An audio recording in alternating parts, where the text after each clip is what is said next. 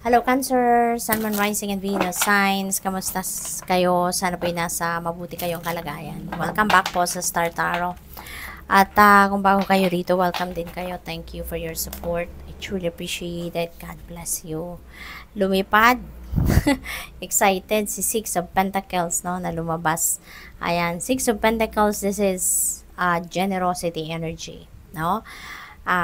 Sometimes we need to realize na may mga pagkakataon na tayo yung nagbibigay, tayo nag-share, tayo nagdo-donate, and may mga pagkakataon din naman sa buhay natin na we are on the other side of that, no? Na tayo naman yung nangangailangan ng tulong, tayo naman yung magre-receive ng tulong ng iba, tayo magre-receive ng donasyon ng iba, ng generosity ng iba, yung ganon, no?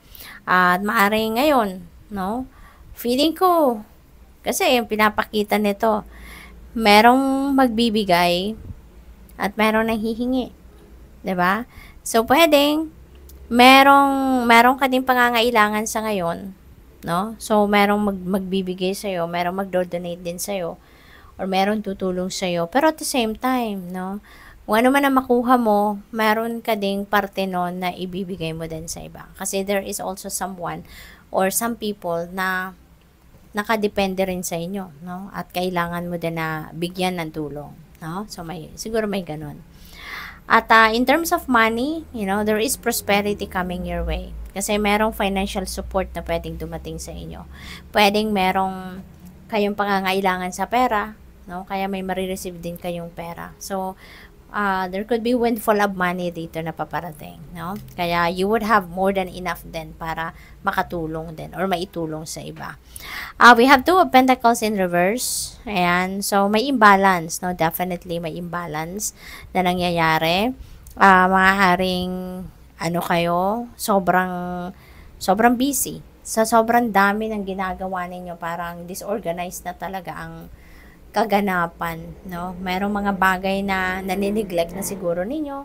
Merong mga bagay na over naman yung attention ninyo, yung ganon. Kasi nga parang ungrounded na rin kayo, no? You're all over the place na. Yung bang magulo na din ang isip mo. Ang dami mo iniisip, dami mo din diskarte, ang dami mong inaasikaso, no? Kaya merong imbalance dyan. We have Hermit. Ayan, so siguro, this is Virgo energy, no? Kaya maaring you're dealing with a Virgo.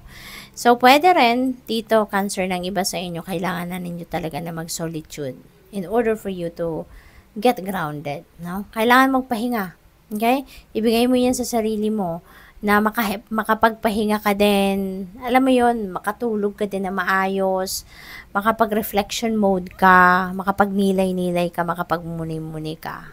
Okay?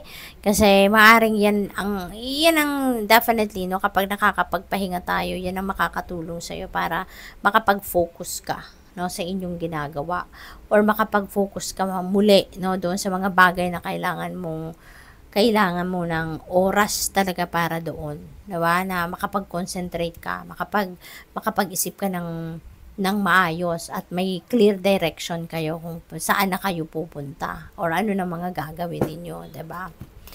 We have Queen of Wands. Ayan, kung ano man yung gusto ninyo, this is very Virgo. No, yun na napipick up ko, yun na naririnig ko. No, nagganon-ganon din si Virgo eh. 'Di ba? Na kung ano rin yung gusto niya, talagang she's gonna do anything and everything, no, para makamit niya.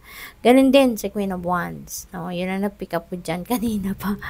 Ayan, so, kung meron kayong ini-envision sa ngayon, whatever it is that you want, diba, to achieve sa buhay ninyo, gagawin mong lahat, no, you're going to do anything and everything in your power para makamit mo to, para makuha mo to, no?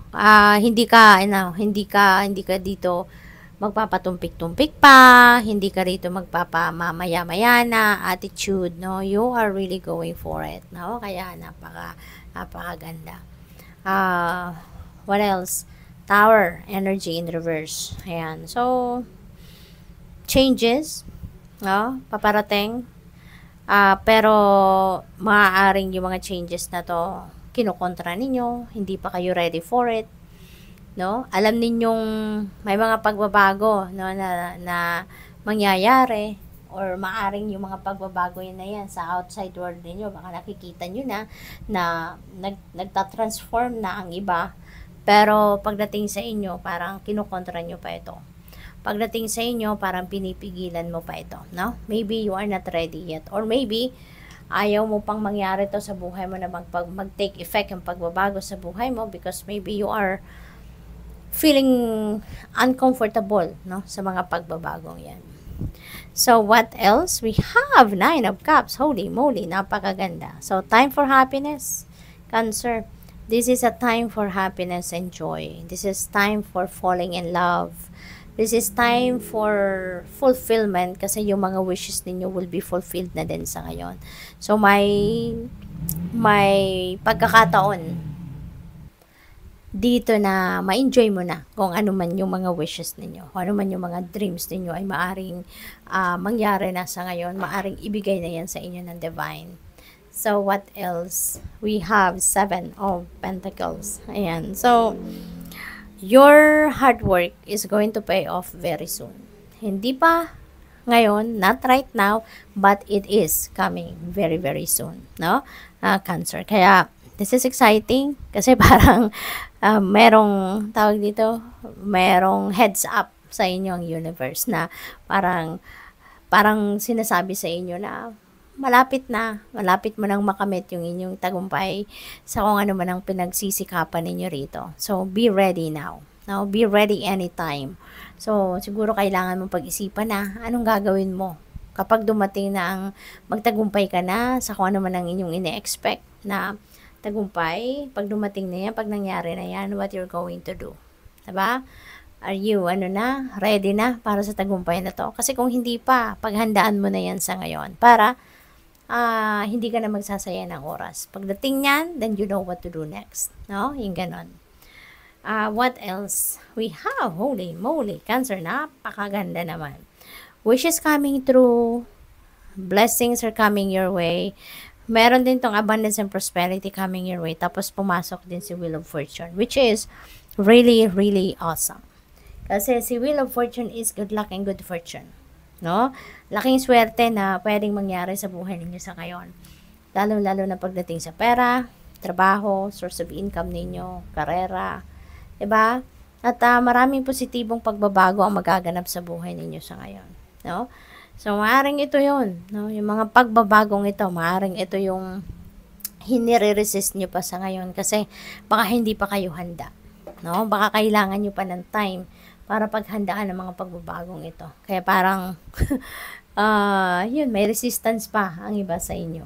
No? So, be ready for anything.